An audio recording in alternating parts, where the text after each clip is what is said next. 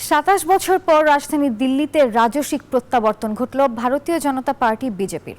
আম আদমিকে হারিয়ে 1998 সালের পর দিল্লি বিধানসভা নির্বাচনে জয় পেল এই দলটি। 70 আসনের মধ্যে 50টি আসন পায় বিজেপি। এটিকে উন্নয়ন ও সেই সাথে সুশাসনের জয়ের ফল বলছেন প্রধানমন্ত্রী নরেন্দ্র মোদী। অন্যদিকে পরাজয় মেনে বিজেপিকে অভিনন্দন জানিয়েছেন আম আদমির অরবিন্দ কেজরিওয়াল।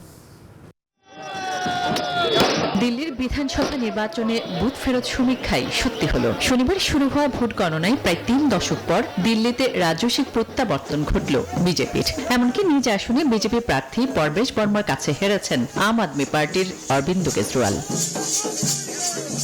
শুধু কেজরিওয়ালই নন, জংপুরা থেকে পরাজিত হয়েছেন মনীষ সিদুদিয়াও। প্রায় 600 ভোটে বিজেপি প্রার্থী তরবিন্দর সিং এর কাছে হেরেছেন তিনি। তবে মুখ রক্ষা করেছেন দিল্লির বিদায়ী মুখ্যমন্ত্রী আতিশি মার্লেনা। তবে শেষ রক্ষা হয়নি। 27 বছর পর দিল্লি জয় করেছে বিজেপি। সামাজিক যোগাযোগ মাধ্যমে পোস্ট করে এটিকে উন্নয়ন এবং সুশাসনের জয় বলে অভিহিত করেছেন প্রধানমন্ত্রী নরেন্দ্র মোদী।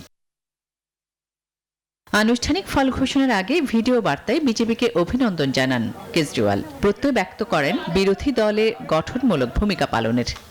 10 सालों में हमने बहुत सारे काम। জনতার এই রায় আমরা মাথা পেতে নিচ্ছি। বিজেপিকে জয়ের জন্য অভিনন্দন। যে আশা নিয়ে মানুষ ওদের ভোট দিয়েছেন, আশা করি বিজেপি তা পূরণ করবে। 1998 সালে শেষবার দিল্লির মসনদে ছিল বিজেপি। তারপর কংগ্রেস দিল্লির ক্ষমতা দখল করে। পরবর্তীতে 2013 সালে প্রথমবার ক্ষমতায় আসে আম আদমি পার্টি। আসমাতুলি, নিউজ 24।